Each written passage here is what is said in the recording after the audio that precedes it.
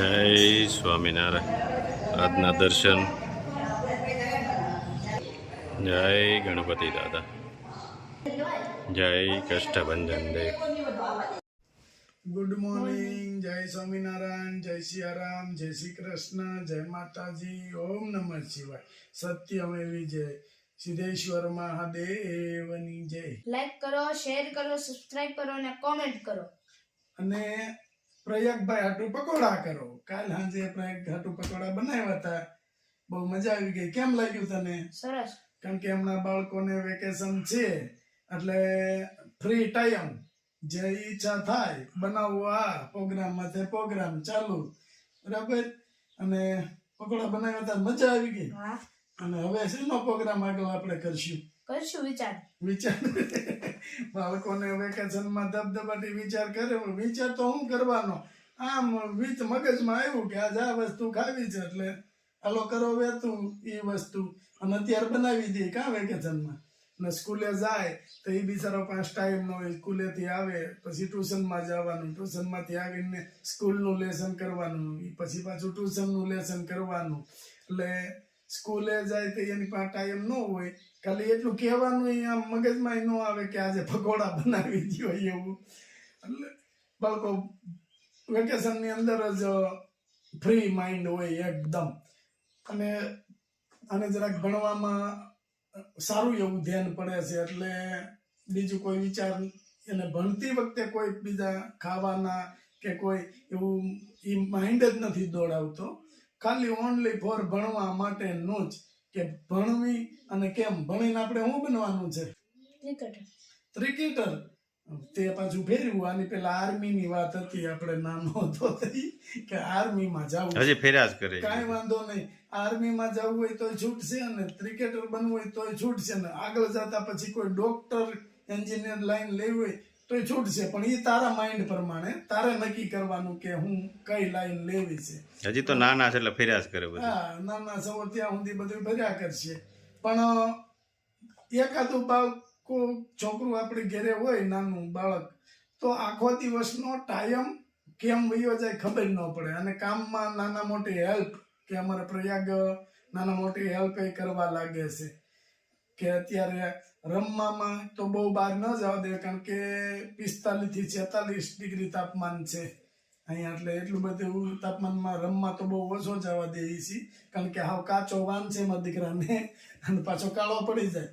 બરાબર ને ભલા? એટલે જ્યારે આમ સાંજ પડે, થોડું વાતાવરણ ઠંડુ થાય ત્યારે રમવા જાય અને પ્રોગ્રામનું આયોજન ગોઠવે. એટલે પ્રોગ્રામ કરવાના. બરાબર? ચાલો, જય સ્વામિનારાયણ. બે હેર ઓઇલ, એક શેમ્પુ અને 5 સાબુ.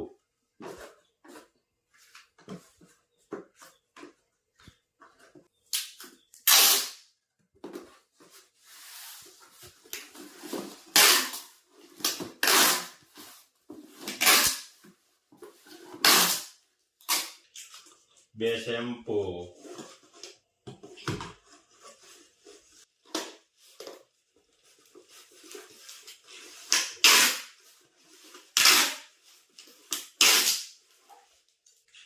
પાંચ નીમ તુલસી,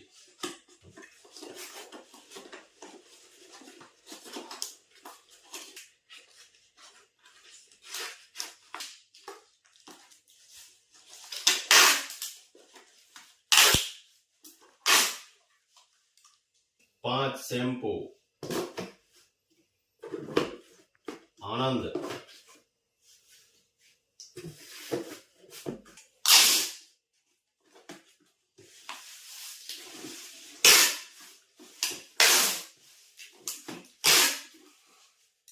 જય સ્વામિનારાયણ. જય સ્વામિનારાયણ. શું બનાવવાનું છે આજે? પકોડા બનાવ્યું. હા, શું બનાવ્યું છે? આંબોળિયાની ચટણી છે, કેરીના આંબોળિયાની. અને ખજૂર. ખજૂર, હા. ગોળ નાખવાનો. ચટણી તૈયાર થઈ ગઈ છે. હા, ચટણી તૈયાર થઈ ગઈ છે. હવે બધો મસાલો બનાવવાનો છે અને પકોડા. બા બટેકા ફોલે છે. કાબા બટેટા ફોલી રાખું ને. હા, મસાલો તૈયાર કરવાનો છે ને. તૈયાર કરવો પડશે, યતુને ટાઈમ ન પડે. હા, પછી પકોડા બનાવવાના છે. હા પકોડા બનાવશે આજ તો સરસ લ્યો. આ પકોડાનો લોટ ડોવાનો છે. ચણાનો લોટ. હા, એક ચમચા ચણાનો લોટ ઓછો લેવાનો. હા. પછી કોર્નફ્લોર લેવાનો. કડકડિયા કડકડિયા બનાવવાની જેટલો એટલો વધારે કોર્નફ્લોર. પછી ચોખાનો નાખવાનો અને ભાખરીનો નાખવાનો થોડો. એટલે કડકડિયા થાય. હા, એટલે કડકડે છે. ખાલી ચણાનો હોય ને તો પોચા થાય. ચણાનો લોટ, કોર્નફ્લોર અને ચોખાનો ત્રણેયને મિક્સ કરવાનો. હા, ભાખરીનો નાખાય, નાખવો હોય તો. હા. પછી મિક્સ કરીને ડોઈ નાખવાનો. હા, ચણાનો ઓછો નાખવાનો, બહુ ઝાઝું નહીં નાખવાનું. હા. એટલે કડકડિયા થાય એમ ને થોડા. કડકડિયા. બાળકોને મજા આવે કડકડિયા ખાવાની. હવે 1 ચમચો ભાખરીનો લોટ નાખી દેવાનો.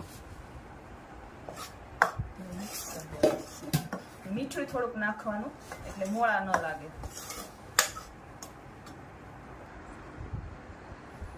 હવે પાણી નાખીને ડોઈ નાખવાનો. લોટ ડોવાઈ જાય એટલે બ્લેન્ડર મારી દેવાનું એટલે ગાંઠું ન રહે એકે. એક રસ થઈ જાય ને તો મિક્સ થઈ જાય. હા. આખેથી અડધો ન થાય એટલે આ મિક્સ થઈ જાય. બ્લેન્ડર મારી દે એટલે એક સરખું થઈ જાય. સરસ. બટેટાનો મસાલો તૈયાર થાય છે. એમાં શું નાખવાનું? આદુ મરચાંની પેસ્ટ નાખવાની. હા. જેવું તીખું ખાવું હોય એવું નાખવાનું આપણે. એટલું મરચું વધારે નાખવાનું. હા. લીલું મરચું. લીલું મરચું. હા. હા. અને સ્વાદ અનુસાર મીઠું. મીઠું, સિંધુ નમક.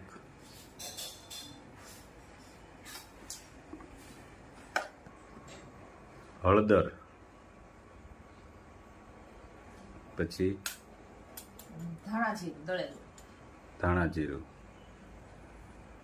બટેકાનો મસાલો તૈયાર થાય છે. પછી આપણે લીંબુ નાખવાનું.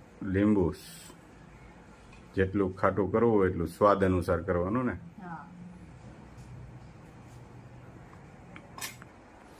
પછી લીલા ધાણા નાખવાના છે. પછી એને મિક્સ કરી દેવાનું. મિક્સ કરવાનું. પછી આમ કરીને દબાવીને તો છે ને ચીકાશ ઓછી થાય. હા. ચીકું વધારે છે. આપણે પેલા ઓલું કરીને ખાંડ ને એવું નાખી દઈએ, મીઠું.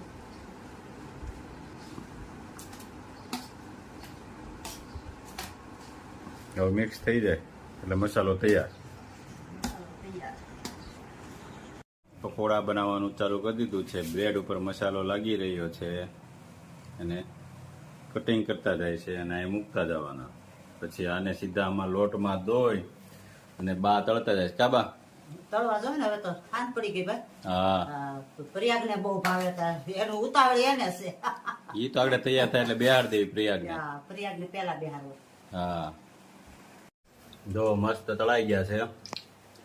હવે આપણે જમવા બેસાડી દઈશું પ્રયાગને અને પપ્પાને. દાદા જય સ્વામિનારાયણ. જય સચ્ચિદાનંદ. પકોડા કેમ બન્યા છે? બહુ સરસ. ગુલાબભાઈ પકોડા કેમ બને છે? સુપર એકદમ. તમે ભાઈ વાત મારે જ ખાવાનું બાકી છે હજી. હા. લે લે ખાવા મળજો. પપ્પા કેમ બન્યા છે? સુપર બન્યા હો પકોડા. એની વાત કાંઈ ઘટે નહીં.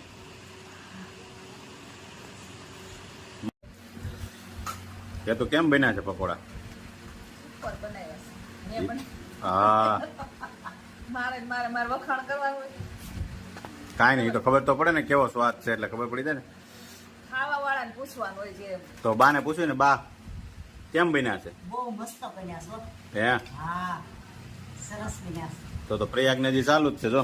પ્રયાગ તો હજી ધરાય નહીં. એને શું કીધું ખબર? હા. મારે તો પકોડા જ ખાવા છે, બીજું કાંઈ ખાવું નથી. તે બીજું આમ તો કઈ બનાવવાનું ન હોય. ન હોય. ગરમ લાગ્યું. કડકડિયા મજા આવી દેવા. એટલે તો હવે હે? ચાલુ થઈ ગયું છે. હા. ઓપરેશન કરે છે કાં તમને એ હવે ધરાણો છે મૂળ એટલે. છે ને એટલે હવે પાકો બહુ છે. હા એટલે ઓપરેશન ચાલુ થઈ ગયું. કાં પ્રયાગ મજા આવી ગઈ ને? તો